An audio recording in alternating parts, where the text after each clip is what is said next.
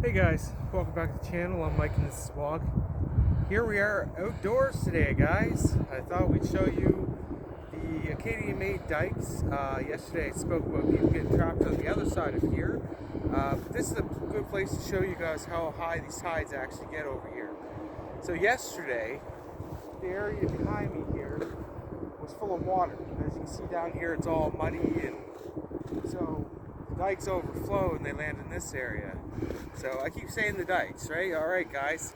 So in 1630, the Acadians, which were French peoples, came here and reclaimed this entire marshland that used to go underwater every night. And they did this by one-way valve systems through all these hills. So guys, everything you see here was dug by wooden excavators and a whole bunch of peoples.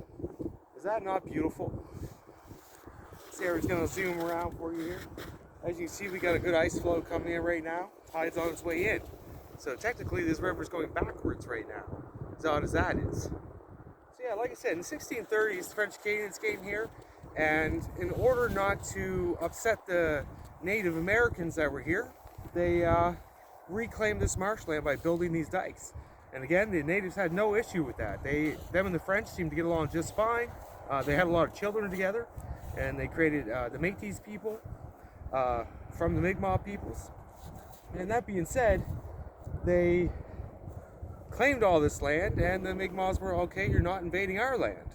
You're creating your own. That was fine for them. Guys, in 1755, they were deported.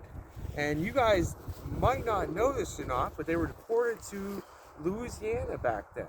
So your Cajuns, as you guys like to call them, are actually French Acadians from Nova Scotia that were deported in 1755. We have a local teacher slash musician around here named Al King.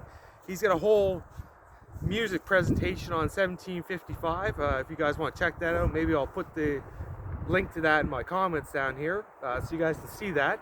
And it kind of explains what happened. The French and the English fought forever. Of course, we know the English won, but they came here, kicked all the peoples out, and that was the Acadian deportation. And again, they brought them down to Louisiana, and they made Cajuns. That's why your Cajuns talk so funny. They are French people with southern accents, so that's why that is. So as you can see down here, I don't know if you can tell by the scale of the bridge there, this fills right up to the line you can see yesterday where it got wet down there. And it goes down another 20 feet. So we're about not even halfway right now, right?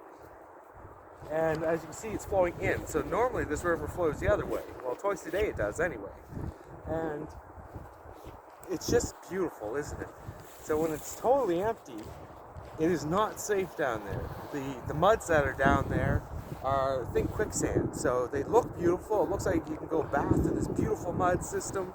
It's totally dangerous, guys. As beautiful as this is, it's equally as dangerous. So beyond the bridge, this goes all the way out into the Bay of Fundy, past Kingsport Beach, past everything, and that's where the Bay of Fundy brings its tides into the dikes here.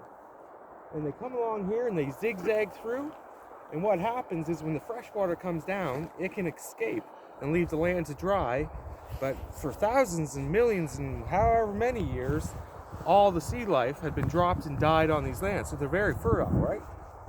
So the one-way valves allowed fresh water out and nothing back in.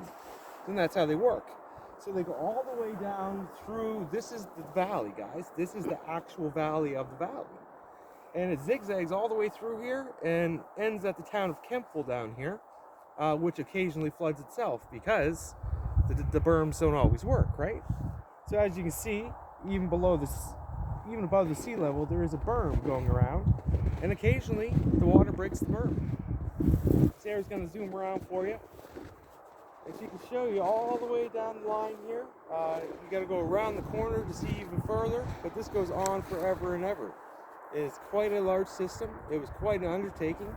And again, guys, it was built by the French Acadians with some help from the Mi'kmaq people, actually. They put them to work with their own free will. I'm not talking slavery. I'm talking we share with you if you work for us kind of situation. Again, the French and the Native Americans around here were able to get along. The English and the Native Americans were not able to get along. The worst of it is every town around here is named after some racist bigot that came from England.